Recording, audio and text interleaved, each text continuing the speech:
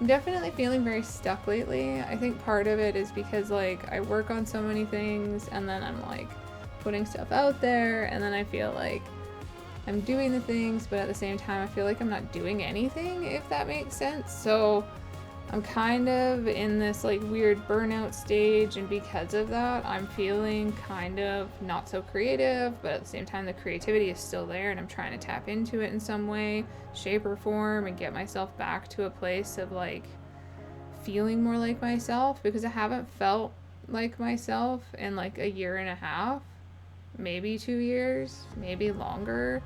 I've kind of just felt like detached and stuck. And I feel like part of it is probably because of like health related things and then me overthinking my documentary, which I think is a thing as a creative person. I think most creative people tend to overthink the stuff that they put out there. Is it good enough? You know, are people going to like it? At the end of the day, the whole purpose of me doing that is because I want to help other people and I want to help others find themselves again while I'm still working on trying to find myself again right now. But it's like I want to help people in general, help them find their self-worth, especially with chronic illness, right? Like, because I think a lot of times society tells us that we have lesser worth because we're chronically ill or we're disabled, and I don't really agree with that. They may be passive aggressive undertones and microaggressions that are telling us that, but I feel like it's still very deep rooted in society and still a big issue. So I think part of I feel stuck comes from that as well, because I feel like there's all these limitations that I'm predisposed to because of being sick. And I have noticed trying to put myself in similar situations that have to do with like an able-bodied person or someone that's more able-bodied than myself, and trying to do something similar to what they're doing, and then realizing, wow, I don't have the energy or the capacity to be able to do this right now. And then it kind of frustrates me, and then I become a little bit internally ableist towards myself, because it's like I should be able to do this thing.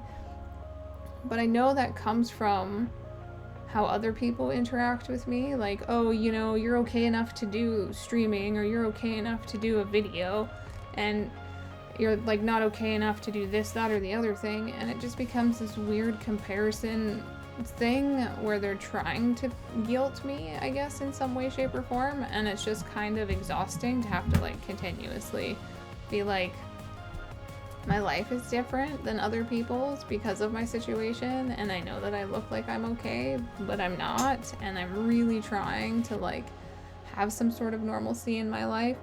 And I do feel like I let people down at times because I do try to commit to things and then I'm not able to follow through with them, regardless of what kind of capacity that is, like with friends or, you know, gaming, or even with my Twitch community. I'll be like, hey, like I really want to play this game, and then I'll be like, do I have the mental capacity today to actually work on a new game and try to sort out all of the things that I need to know and learn and that kind of thing. And if I don't have the energy to do that, is it really worth playing that new game, right? So it kind of ends up becoming this daily thing where I weigh the pros and cons of like what this situation would do, right? Like, what would me making video content all the time and banging it out all of the time, every single week, like what would that do to me? It probably wouldn't make me feel very good in the long run. So that's why I tend to do batches of videos. I'll do like a certain amount of videos, 2 to 3, sometimes 4, and then schedule them. And then like I'm posting every day for a month, or not every day, oh my goodness, every week for a month. At least once a month I'm posting a video of me vlogging about stuff, instead of me posting every single day. If I was going to do every single day content, I'd probably do shorts, right? And doing shorts is a little easier, but at the same time, it's still quite a bit of content when you think about it, because you're sifting through stuff, trying to find a minute-long thing, or take a bunch of little clips and stick it together and make it into a minute. And the amount of time that goes into editing stuff is a lot. That's generally why I don't edit these videos and why they're like a stream of consciousness of me talking, because it's literally just easier for me living with what I live with. But also I know I mix up words and I say things weird at times, and it's kind of me documenting it for myself as well, so that I can have reference when doctors ask how often does something like that happen, right? It's good for me to have reference points. And if I edit out all of that stuff, I don't know how often it happens. So I would like to get to a point where I'm able to edit the long form content, but with the other commitments that I have in my life right now, it's just not plausible. This last summer, I had really hoped to take like 3 months to do stuff for myself, and that's not at all what happened. And I'm very disappointed in myself for not setting healthier boundaries with people sooner, because I kind of just lost myself in trying to help other people sort some stuff out.